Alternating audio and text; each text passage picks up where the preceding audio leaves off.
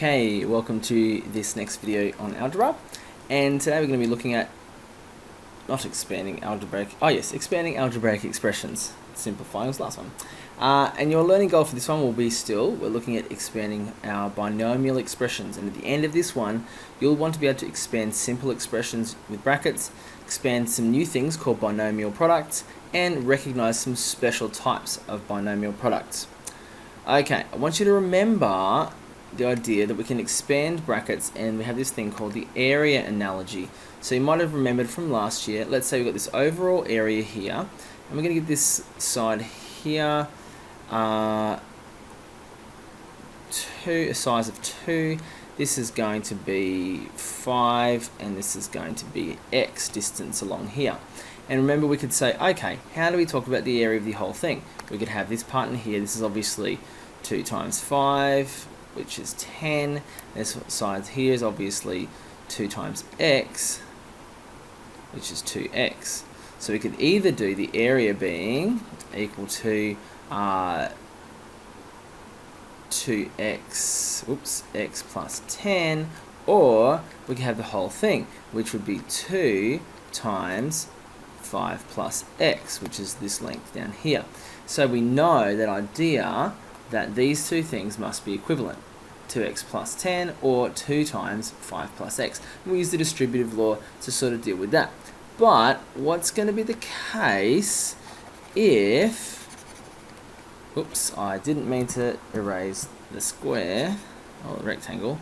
What if we also make this one variable? So I'm going to put another sort of line through here, and we're going to say that this one here is y distance, and this is 7. So that means that in here, this is 5y, this is xy, this is 7 times 5 is 35, and this is 7 times x is 7x. So that means that 5y plus xy plus 35 plus 7x must also equal, so that's all the sums of the middle parts, the overall. So this length here is y plus 7, and this length here is x plus 5. So there must be a way of getting these things called here binomial products, which is what this here is. This is a binomial product, getting it to be these series of terms added to each other. So that's what we're going to be looking at today. Alright, some key ideas. Oh dear, everything's gone a bit crazy here. Let's fix this up. Okay, remember, we can expand one set of brackets by applying something that we used to call, that is called the distributive law. And that's where we got this one here at the front, and we applied it onto both here. And so this could be expanded to, so this is a times b, ab, plus a times c, ac. Okay, that's pretty easy. You've seen it before. We've seen it with numbers, probably done a million of those. Okay, and it's varying complexities, but they also boil down to that one there. Okay, we can also apply the distributive law to expand what I said before is a binomial product. Let's move this down here. Okay, so this is where we're going to get a bit interesting. Okay, so we've got, now we go, so we've got a plus b and c plus d. So what we're going to do is that we have the first one gets multiplied onto c. Okay, because both of these ones in here need to be distributed over into the other bracket as well. Okay, so a gets times by c, then a also gets times by d, then b gets times by c, and b also gets multiplied by d. Okay, see the crab claw thing? It's probably the best way to sort of remember it. Okay, so these are all multiplied. So we'll do the first one. So we've got a times c, ac, then a times d plus ad. Then we do the inside ones. So bc, then the last one, so b times d. Okay, so it all kind of boils down to that. Now, once you get numbers in there and things, you start practicing them, this will just become like second nature for you, okay? But until then, probably the crabby claw thing is going to be a good idea to sort of write that out to help you remember how it goes. Okay, but there are also some special binomial products that we need to be aware of. So there's these things called perfect squares, okay? And they come in two different forms. So remember, perfect squares, that idea that, so 36 is a perfect square because it can become 6 squared. Okay, so something squared is going to be a perfect square, alright? So these two here are also perfect squares, obviously, because there's something in here that's being squared. Alright, so these ones here, I'm probably going to need a bit more room here. Let's help myself out here. Alright, so we can probably rewrite this first to help ourselves out. And we're going to have, so this is a plus b squared. So we have a plus b,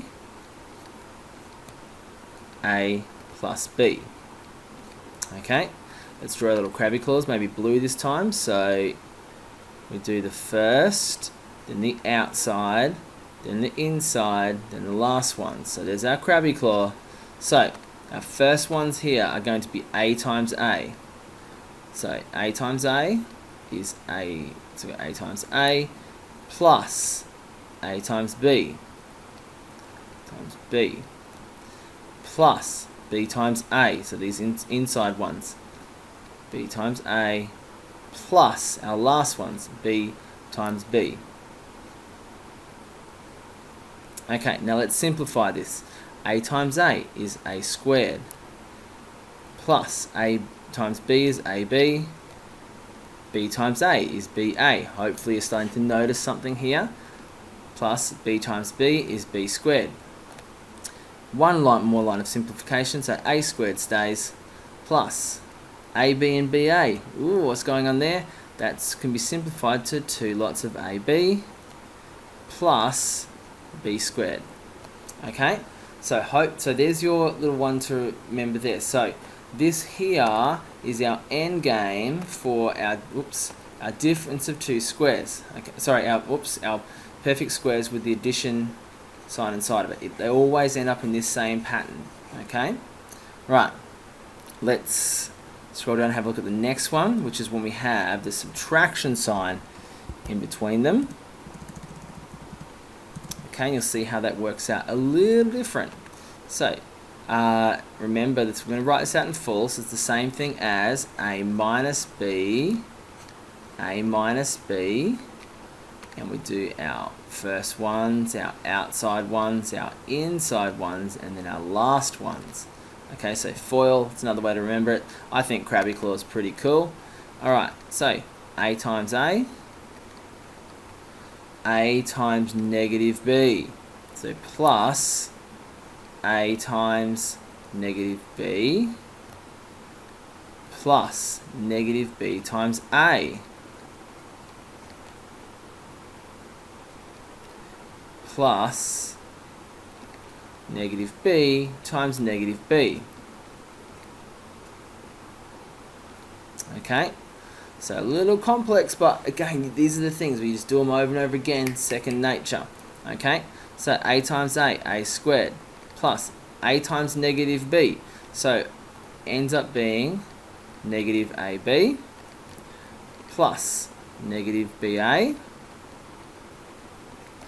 plus negative b times negative b, positive b squared. So we have got our a squared. So we now have minus ab plus b squared. Last little line, a squared minus 2ab plus b squared. Okay, so there's our end game now for perfect squares where there's a subtraction sign in the middle. Now you might have noticed the difference between the two. So similar starts, but different endings. So the one with the addition sign in the middle ended up with the addition sign with the 2ab, with the subtraction sign with the 2ab. Right, finally, difference of two squares. So last one to worry about of the special ones. So this one here. So we're all ready to set up with our Krabby Claws. So first ones, outside ones, inside ones, last ones. Sorry, this video is going to go a bit long, basically because I'm trying to compress a few things that all sort of don't want to make them different videos. So I'll try and hurry up as best I can. Okay, so a times a, let's just write this. We're going to know a squared now. Then a times negative b is minus ab. B times a is plus ab. B times negative b is negative b squared. Okay, so we'll simplify a squared. So now we have a minus ab plus ab. So these ones here end up cancelling out each other. So they're gone, and all we're left is negative b squared. So as you can see, now that's where we get our difference of two squares from. Okay, so it's really important. When you get things like this difference of two squares turning up inside things, you sort of know that, hey, I can factorize this to be something looking like that. So that's an important thing for you to start to recognize, and it's a very powerful tool for your algebra in the future. Okay, let's have a look at some worked examples quickly. So simplify the following expressions. So we've got our first, outside, inside, last. Okay, so 4x times 5x is 20x. I'll do this first one out nice and slowly for you. So we've got 4x times 5x plus 4x times negative 2 plus 3 times 5x plus 3 times negative 2. Right, scroll that down just in case the camera's in the way. Equals, so 4x times 5x is 20x squared plus 4x times negative 2 is negative 8x plus 3 times 5x is 15x plus 3 times negative 2 is negative 6. Let's start to tidy this up. 20x squared plus 15x, negative 8x, and we've got 7x plus, whoops, not plus, so we'll just have negative 6. The end. Okay, so that's that one there. So bit of a drama there to sort that out, but it's sort of doable. Okay, alright, let's scroll into this one. So one of our first of our special perfect squares. So let's go for, we'll do this one out properly. So p plus 4, p plus 4. The first ones, so remember, first, outside, inside, last. And so p times p is p squared plus p times 4 is 4p plus 4 times p is 4p plus 4 times 4 is 16. So we've got p squared plus 4 and 4p plus 4p is 8p plus 16. So you remember that up here we said that this one comes out to a squared plus 2ab plus b squared. So let's have a look. P squared is p squared. AB, p times 4 times 2 is our 8p. 4 squared is 16. So let's try with this next one here. So remember that this one simplified to a squared minus 2ab plus b squared. Okay, and so we should be able to go straight to, so a squared. So that means 3m all squared. So that gets us 3m times 3m is 9m squared minus 2 times these multiplied against each other. So 2 times 3 times 2 is 12.